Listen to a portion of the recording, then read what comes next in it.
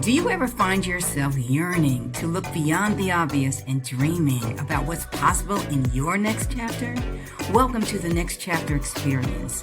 I'm your host, Jeanette Blissett, former corporate executive who turned the page to become a best-selling author, entrepreneur, designer, and lifestyle business consultant. Episodes feature me and a kaleidoscope of guests who share their journeys with wit, candor, and humor, breathing life into real talks about things that matter most. I believe we all have a fire burning within us, waiting to be unleashed and shared with the world. It may just be a matter of time. So let's get together, turn the page, and get this adventure started.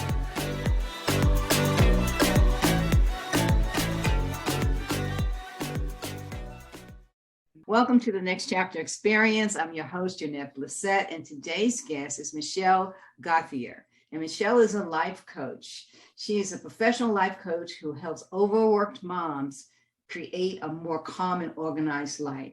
Before becoming a life coach in 2017, Michelle had a 20-year corporate career where she focused on change management and process improvement. These skills are part of what makes her life coaching so effective. Michelle is a single mom of two who enjoys working out, taking naps, and decorating her house and enjoying her kids. Michelle, welcome to the Next Chapter Experience. Thank you very much. Thanks for having me.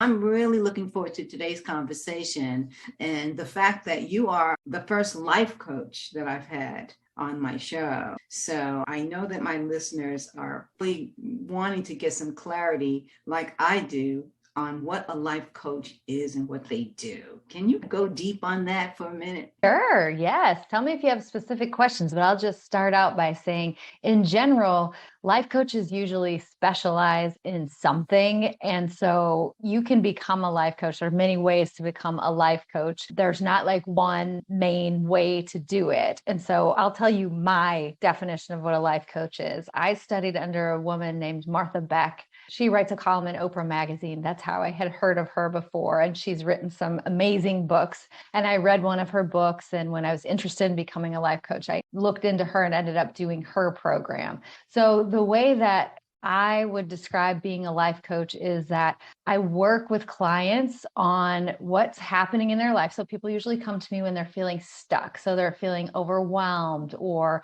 they're contemplating changing jobs, or maybe they're having a really tough time in their marriage. Something big is going on and they don't know how to solve it. So I think what a life coach can do, what I do, I'll just speak for myself, but what a life coach can do in that situation is help you understand why you're stuck, what thoughts and patterns, and a lot of times it's family-based patterns, things that we picked up from our parents are keeping us there. And then I help people change the way that they think and the way that they feel so they can change the actions that they take. And I think life coaching is, I've done therapy and I've done life coaching, not as the therapist. I've received therapy and I've received life coaching. The way I would describe the difference between those two is that therapy is a great place to go if you need healing, if there's trauma, those kinds of things that you need someone who can especially help you work through those issues. I think life coaching is good if you are ready to move forward, and I can help you figure out what's holding you back right now, and then what are those steps, and then I help hold my clients accountable until they get to their end goal. Okay, that clarifies it. First of all, I always like to ask this question. Who is your particular ideal client for the type of life coaching that you do? So my best, most frequent client is an overwhelmed, busy mom who has an executive type job. And she feels like she's just barely holding it together, and that one thing could topple the whole. I'm trying to maintain my relationship with my spouse and my kids and this high pressure, high powered job that I have, and managing a team of people. So the most ideal client who I usually have is someone who's feeling like that, and they don't know where to go, and they're just tired of feeling stressed and overwhelmed all the time. I think a lot of times people get to the point where their body starts telling them, I can't do this anymore. Maybe they have some kind of pain somewhere, or they're just feeling exhausted all the time and they don't know how to get out of it. So that's usually where I come in. Wow, that's a good point of entry. So when you either attract that client or a client is referred to you, what's the initial process that you go through in terms of their evaluation? The women who come to me, I would describe as almost all A+ overachiever type people. So the first thing that they want to do is solve the problem, is to say, I'm tired of feeling overwhelmed. Help me stop feeling overwhelmed right now. And what I actually help them do is stay in the problem so that we can fully understand what it is. So what exactly is making you feel overwhelmed? I'll give you an example from my own life when it was me who was the overwhelmed corporate person who had 2 little kids. I had a belief that I didn't realize, that I had to do everything perfectly all the time.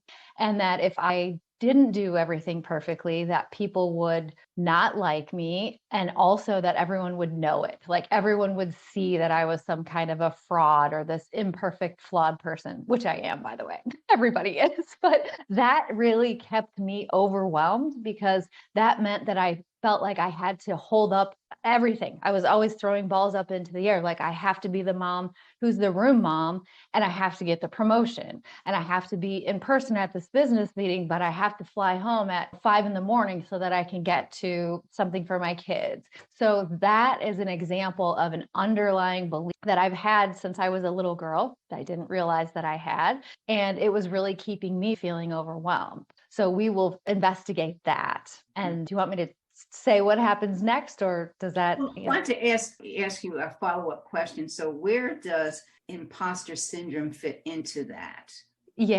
Yeah, I think that's a great question. I think imposter syndrome is something that, and you can probably talk to this too, because it sounds like you had a similar type of job, but I think we see these women in high-powered positions who've worked so hard to get there, and they look from the outside to be so together and confident. And so many times women tell me, I feel like a fraud. I feel like everybody's just about to discover I can't really do this, or that I'm barely holding it together. So that's something that I work on with all of my clients. And I think that comes from a lot of different things, but it's created from our own thoughts about ourselves that we're not good enough to actually do it. And I work with my clients to come up with actual evidence of what they have done and what they have accomplished.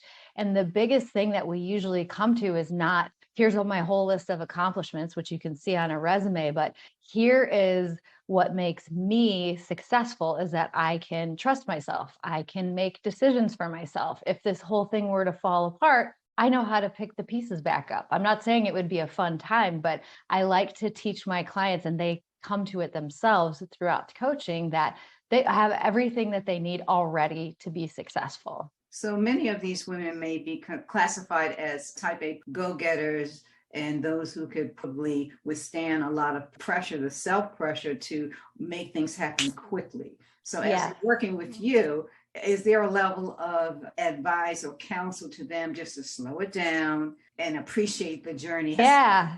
I start off with that even when I'm talking about working with someone in the first place, before they become my clients, because I want them to know that they want to change, but they're not just going to be able to just quickly come up with a solution. In this case, we have to really feel into it. That discovery that I told you about myself, like I have to do everything perfectly. And if people see me as flawed, I don't know, I felt like I was going to die or something.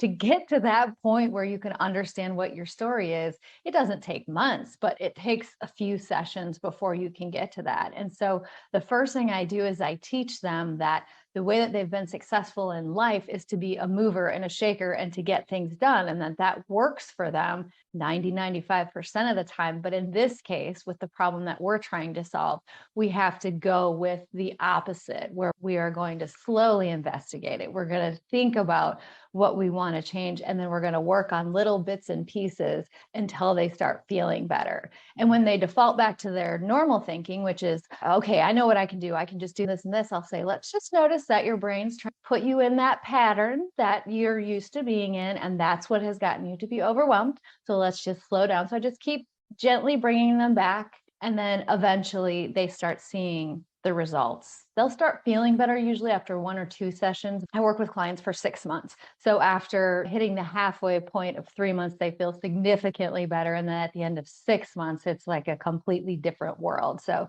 I just have to keep reminding them and telling them to trust me and that I do this all the time and that if they take it slow, they'll be really pleased with the results. So the end game is to be in a better Yes. position so that they can actually manage and feel good about what they're doing.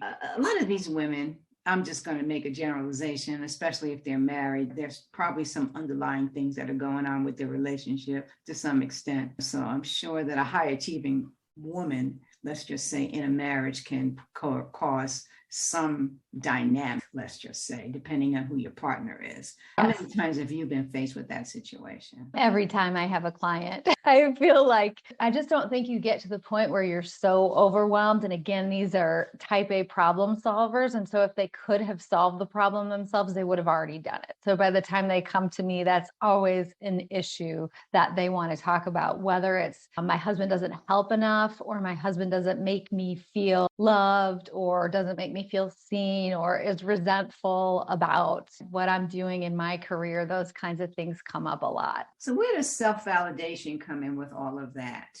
Yeah, that's a great question. So to me, the antidote and what I teach my clients to all of that is we always focus on only what we can control. And all we can control is our own thoughts and our own behavior. For example, if I'm saying, I want my husband to make me feel loved, I can't make him feel a certain way. I can't make him do a certain thing. I teach my clients to give themselves what they're looking for. So what do you want from your husband? For example, a simple one, I just want him to know that he should do the dishes when there are dishes there and I walk by and don't say anything. I'm like, nope, that's not ever going to solve the problem, because if it was, he would have already done the dishes. So you've got to ask for what you need. If he's, no, I'm not going to do that, then give it to yourself in some other way. Have one of your kids do it. Hire someone to help you. Because a lot of times my clients are in the position to have many different options, but they just keep hoping someone like their husband, for example, will do it, or will help at home, or will make them feel loved, when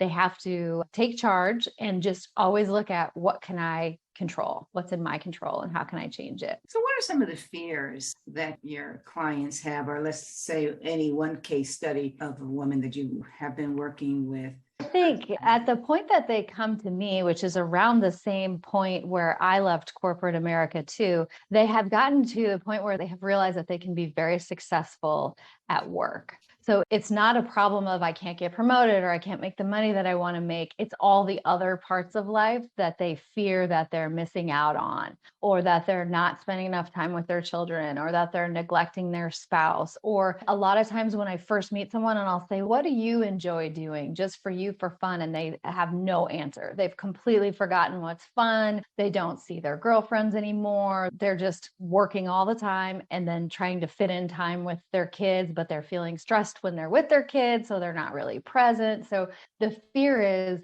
my kids are going to grow up and I will have missed it. I will have missed having a true connection with them. Wow.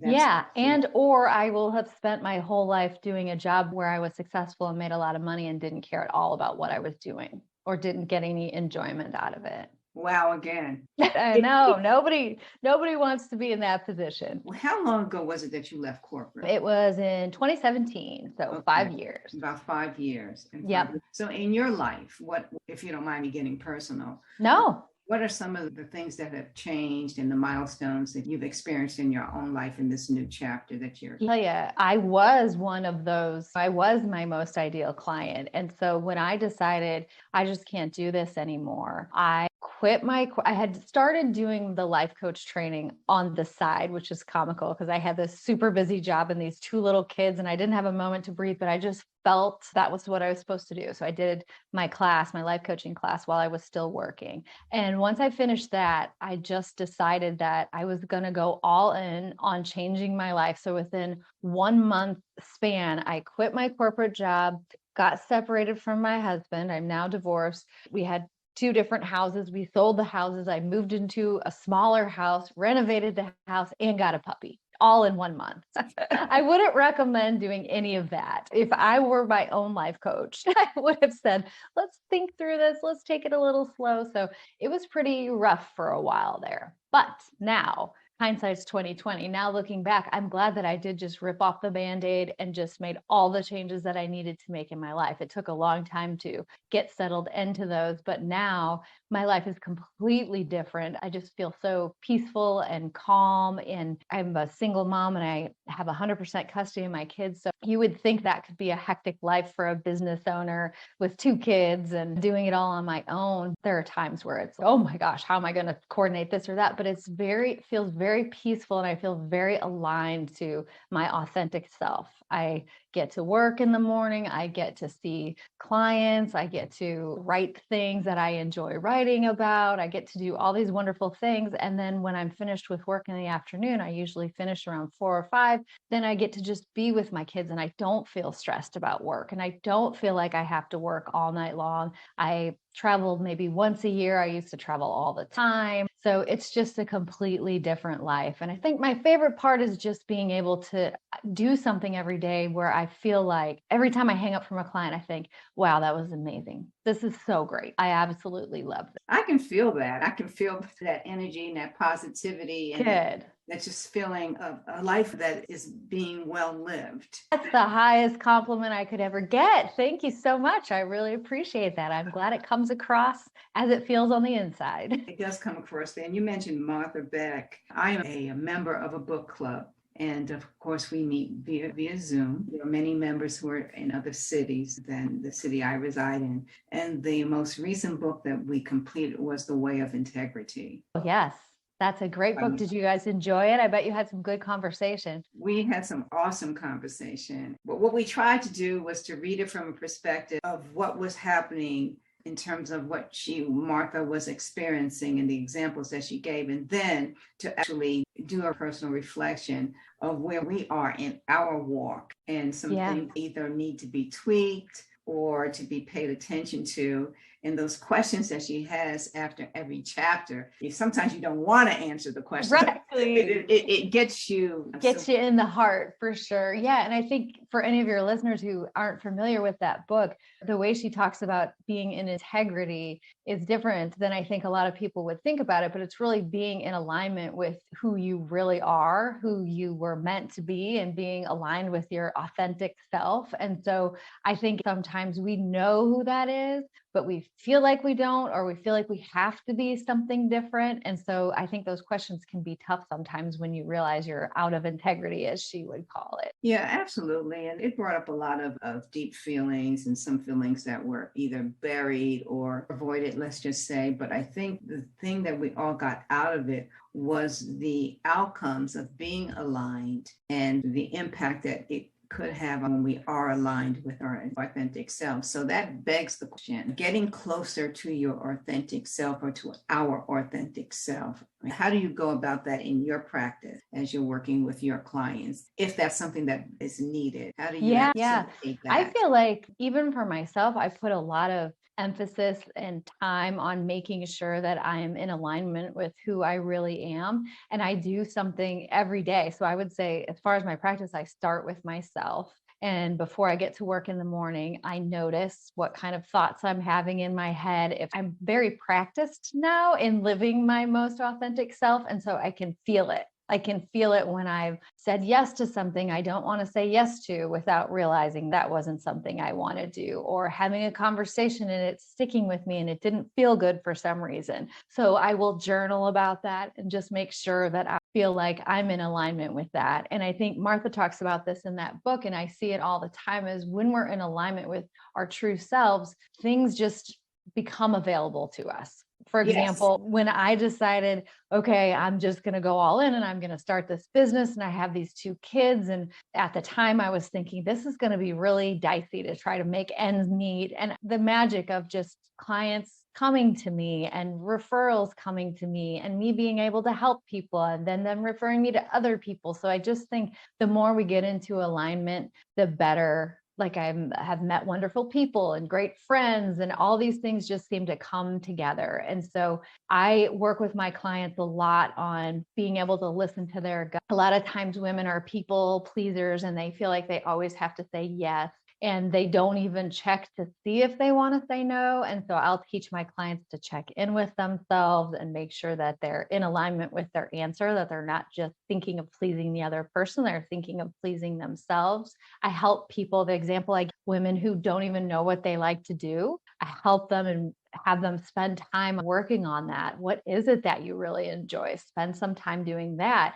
Who do you really enjoy spending time with? And it's funny because it's not always as straightforward or as easy as you would think. Maybe they just think of a person and say, I haven't seen this person in 5 years, but I used to work with them. I just really loved spending time with them, and they'll connect with that person, and it will be a neat connection, and they'll give them something that they didn't even know they were looking for. It's interesting because there's some people who exchange energy with any old body. Yeah, any old body. It doesn't matter who they're exchanging energy with. And I'm the reverse, where I'm actually more scope and make decisions on who I would like to actually exchange energy with from this just being with someone. So occasionally I've been called antisocial, and it's not a question of that. And I've had to defend myself on that. Yeah. But I think just the fact that you're able to articulate that and say that and then act from that place, and not to have someone say something about you. Something I tell my clients all the time is it's okay for someone to be wrong about you. So if someone tells you you're antisocial and you're not, and you're just choosy about where you spend your time and how you exchange your energy, you can just know that's not right. And who cares? They can be wrong about you, right? I mean, that's exactly how I feel. I know you believe that. However, I know what the truth is. Yeah, exactly. And that's all that really matters. Absolutely. The more you interact with people, the more you understand that everyone has a different energy field, if you will. You pick up energy from people, and you just have to manage your way through it. Not everything is going to be good energy, but you just take the good with the good, the bad with the bad, mix it up, and hopefully something positive comes out of it. Yes, exactly. And I think it's one of the perks of being an entrepreneur too, because you get to choose your clients and you get to choose who you work with. Like everyone I've hired to do different things for my business, I always choose women-owned businesses and people who I really connect with, versus working in an office where you are, sometimes I would get attacked almost by someone else's negative energy, and I would hate just being in that realm. And now I don't have to do that anymore. Oh, what you mean? I turned a page on that, and it was a surprise to everyone. However, I just made a decision. Good for you. Good for you. I'm cheering you on. But in that microcosm, if you will, there are some things that you just have to suck up and do or be just to keep some sort of equilibrium. And many people are on that tightrope.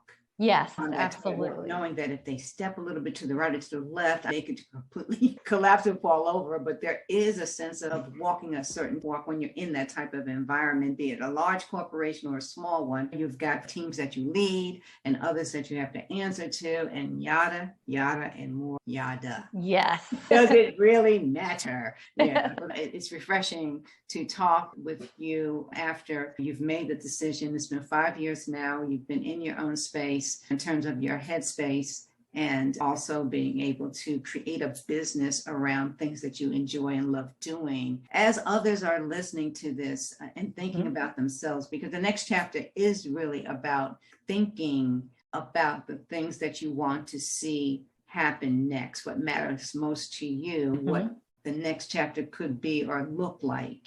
I talked to a lot of people who are perplexed, and it aligns with your point about what do I really want and how do I go about figuring this piece out. I talk to people who are curious about how to go about defining their next chapter. So they're a work environment or an occupation that they've had for quite a while, and they know in their heart of hearts that that occupation or that job was a season in their life, and they're ready to turn the page on that and look forward to something else. They always ask me, how did you know? How did you know it was the right time? And how do you work with your clients? Yeah, I would say the perfect time to start working with me or another life coach, if it's a different situation, is just when you know that you don't want to do anymore what you're doing. And maybe you're not 100% sure, like, I don't want to work in corporate for more than 6 more months. Maybe it's not specified, but just having that discontent that won't go away. Usually people describe it as like a blah. It's not joyful anymore. Everything just feels overwhelming. And when you get to the point where you want to make a change, but you're not sure what it is, because I think people tell themselves, I don't want to do this, but I don't know what I would want to do. So I'm just going to stay doing this. And I would say the opposite. I would say, if you don't want to do this, come and talk to me and I'll help you figure out what it is that you do want to do. And then you can decide if you want to do something different. So for example, I had a client who was in financial services. She had a very toxic relationship with her boss, and she really didn't like her job at all. And she wanted to become an interior designer. That's what she thought she wanted to do. And so when we worked together, she ended up staying at her job for much longer than she thought, because through the tools that I taught her, she could change her thoughts, and her boss didn't bother her nearly as much. And her job wasn't as painful because she set up some boundaries and she learned how to say no, and she changed herself. So she ended up staying at that job long enough that she saved the money and then just quit. And right now she's in the process of buying her first house that she's going to renovate and do all the interior design on. So it doesn't have to be a quick, immediately I need to get out. I don't know how to go from being in business to opening a bakery or something, but I can help clients figure out, what do you want to do next? But before we do that and make a quick move, let's make where you are right now less miserable, because you can't think clearly. It's hard to make a decision about what to do next when you're feeling so stuck. Absolutely. Well, it sounds a little bit like my story. I just used time to actually plan my exit. Yeah. Because I just knew there were other things. I mean, I'm multi-talented, and things that I couldn't do there while I was working. And I just wanted to create time to be able to do those things unfiltered. What do you think gave you the courage to just actually do that? I was a big mindset person, and I'm a big energy person. So even though I enjoyed the work, I enjoyed my clients, I enjoyed my team, I knew that there was more to life than just that. And I wanted to claim that for myself. So I just began a process of preparation. So what gave me the courage is that I was ready. I was prepared to make that change. And that was probably the easy way out. Not everybody has that opportunity to actually plan, but because I knew exactly what I needed to do. So in leaving, there wasn't any fear of not being able to take care of myself, because I prepared for the departure. And that's what I did. Even though on the way home driving on my last day, I thought, did I make the right decision? Absolutely. I can tell you exactly where I was on the road. I could tell you exactly where I was. And I thought to myself, did I make the right decision? And then it took me 5 seconds. I said to myself, I choose you. That's amazing. And I think that did I make the right decision is human nature. And that's just that little bit of fear saying, are you sure you really want to do this? And if you choose you can't go wrong. I would say that hands down. And to your point, though, not having the clarity on exactly what I wanted to do or what I could do.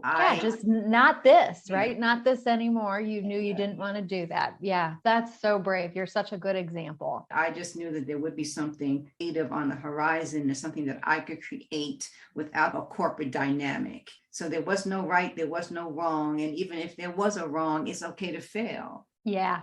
Yeah, that was a big lesson I had to learn myself, because I think you are obviously a person cut from the same kind of cloth when you're used to achieving and doing well. And our recipe for when something isn't working out is just to try harder. I think failure can be really hard. And what I had to learn is that failure doesn't mean I'm a failure. It means I'm playing the game. I'm willing to put it all out there to try to be aligned with who I'm supposed to be, who I really am on the inside. But that was definitely a lesson I had to learn. I could have hidden under a rock, or just hidden under the traditional success of a business career. I just let that go. And I said, I'm going to try a lot of things. And if I'm successful, great. If I'm not successful, then I will learn. There will be lessons in it, and I will continue on. Yep. I love that. I absolutely love that, because I don't think that you can truly fail. You just learn something and then you keep going. I saw this woman the other day. She was on Instagram. I wish I could remember her name so I could give her credit, but she's trying to break the pull-up record for women from the Guinness World Book of Records. And she was doing a video every day. And so every day she'd say, hi, my name is such and such. I'm trying to break their world record of doing 45 pull-ups. I'm on day 78, and right now I'm at 34. And she was just going to keep going. So you could either look at every day as a failure that she didn't beat that 45, or every day as, okay, now I'm on day 87. Now I'm on day 102. It was like you could tell she was not stopping. And I think when we really feel passionate about doing something, that's the way we should approach goals. Like, this is day one of me learning how to be a life coach, or whatever it is that we want to change in our lives. So when you look at passion and purpose, do you see a correlation between the two? I really do. I feel like if you can get tuned into what you're passionate about, it seems like most of the time that aligns with some kind of purpose as well. And I think there are jobs out there where you maybe not on a daily basis. Even when I worked in financial services, I felt, okay, I'm helping to create jobs, or I'm enabling people to start businesses, or whatever it was. I think every job has some good to it, but I think when you follow your true passion, that there's always that piece of service or purpose to it. Yeah, that's really interesting, because I had a reflection of my time in corporate and the job that I was doing and the impact that I had with certain individuals, and those individuals are still in my life today. And I think about sometimes feeling like I didn't have a purpose as I was working the job. But in retrospect, as I have conversations with these individuals, I'm now able to recognize the impact that I had. And that makes me feel like I had the purpose during that path or during that season of my life. Yes. Yes. And I think one of the things I did in my corporate job was I led the women's network for one of our locations. And so it was mentoring, and we would bring in speakers and mentor women in their careers. And when I look back on my career, that was one of my favorite parts. And so I do think there's always the potential to create a relationship or leave a positive impact on someone. And it's been interesting since I've become a life coach, because a lot of my old coworkers have reached out and said, oh, that makes so much sense. You've always been so encouraging and positive. And I thought, oh, it's hard to see it about yourself sometimes, but I've always been in that position. It is quite interesting. Because sometimes people just need a little bit of encouragement and support. And based on the dynamic that they're in, they may or may not get that. And to have someone that is in a position to provide them with that support can go a really long way. It's almost like being an informal mentor or an informal coach in that type of environment. And that's one of the things that I did enjoy about my job, which is the only reason why I would have continued, because I really enjoyed that part of it. I really did. I love that part too. And when I think on the most meaningful people in my career, it was those people who were that for me. Absolutely. Yep. So as you think about everything in its totality relative to the work that you're doing, what is next for you? Yeah. So right now, what I'm working on, I see clients one-on-one. And like I mentioned, I see them for 6 months. And so I'm going to keep doing that for the rest of this year. Eventually, what I would like to do going into next year is to start to create coaching groups. I think there's so much power among women being together. And I've been a part of a couple different coaching masterminds where I've gotten so much from hearing about other women's journeys and seeing them get coached versus just me with a coach myself. And so I want to create that so that I will create this container, this environment for women to continue to grow together as we're all working towards being our best, most authentic selves. That's beautiful. And I'm sure that you'll do that as well. So what's the call to action? How can people contact you? If they go to my website, which is michellegauthier.com, I've got a couple different things on there. First of all, on the very homepage, you can sign up to get my emails. That is useful. First of all, I send out a weekly article just with inspirational life coaching, practical advice type things. And then second of all, I offer free classes about once every other month that are about an hour long on a particular topic, like how to create boundaries, how to stop feeling overwhelmed. So it would give you the notifications for those. And then I also have a tab that's just free information. So there are some worksheets in there, how to create a good morning routine as an example, so they can grab something that might help them there. Very good. I have definitely enjoyed our conversation today. Michelle, it's been a pleasure having you as a guest, and thank you so much for giving us a bit of your time today. I really enjoyed it. Thank you so much. It was great meeting you.